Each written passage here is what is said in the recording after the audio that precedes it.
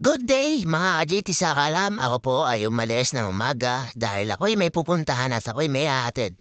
At ayan po, ako'y lumarga na papunta ng Manila sa Quezon City Project 4. At ayan po, tinaka ko po yung lugar na yan. At ayun, kalambalan po yan. Apo, sumikos na po ako dyan. Umagang-umaga po yan. Kailangan ko po makabalik ng bago magtanghali. At may lakad pa uli ang Manila. At ayan po, yan yung sinasabi ko sa inyo. Nag-expressway na ako. Siyempre, takbong pogi lang. At ako po ay lagi sa fast lane na daan para hindi ko abala sa mga slow lane.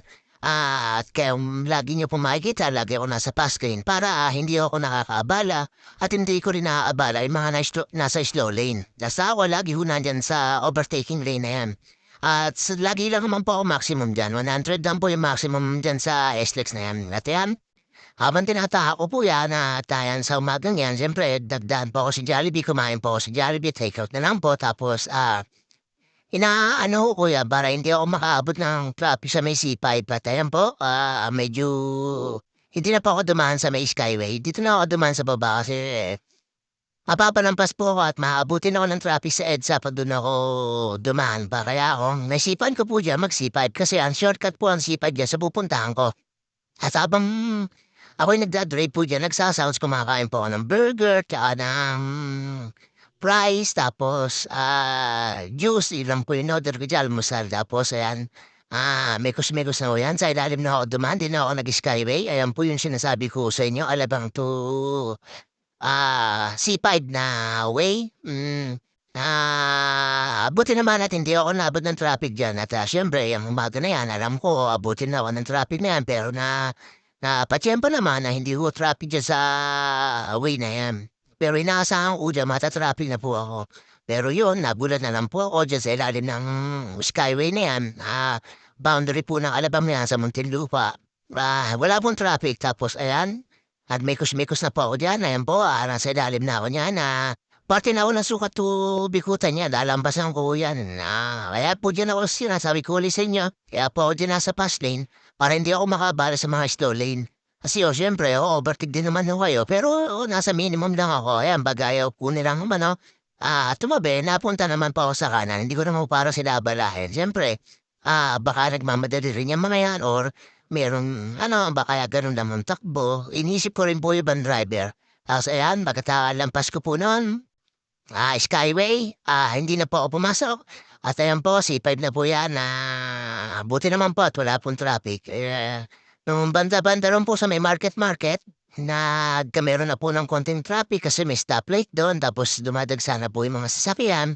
Pero okay naman po, hindi naman po ganun ka-heavy. Basta dire-diretso lang po yung takbo ng traffic. Tapos pagkalampas ko po dyan sa C5 exit na yan, at medyo maluwag pa rin po diyan.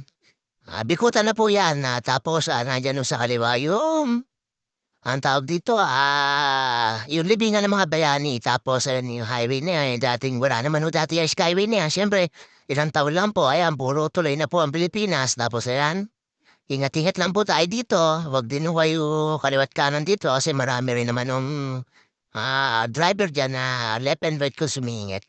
Basta ho defensive driving lang po tayo sa bawat pagtungtong sa kalsada.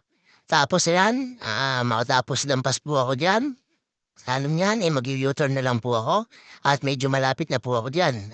Siyempre, mga ka-GT sa alam niyo, yan lang po yung tanging alaman ko pagda-drive tapos medyo may kaalaman din po tayo sa Maynila, hindi naman ho lahat. At ayan po siyempre ano yan, katipunan na po yan. Ayan, ayan po yung sinasabi ko sa inyo. Maghahanap po tayo ng pag-u-turn nandiyan. Pero ayan, dumiretso na po tayo. At lampas po tayo ng Libis diyan. Libis, Eastwood, ayan po yung papuntang Tendisitas. Ayan po yung may daang papuntang ang tawag dito, Libis sa kalsada, tapos Eastwood, ayan po, diretso lang po tayo.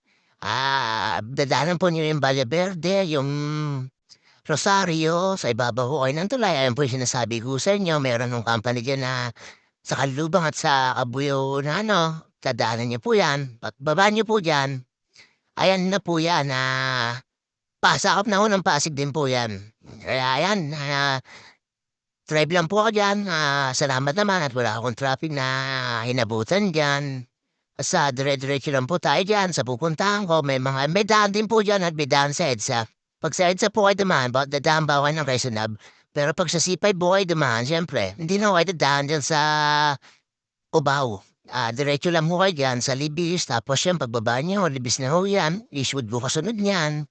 Ilampasan ko yung Tendesitas, Valle Verde, Talangko.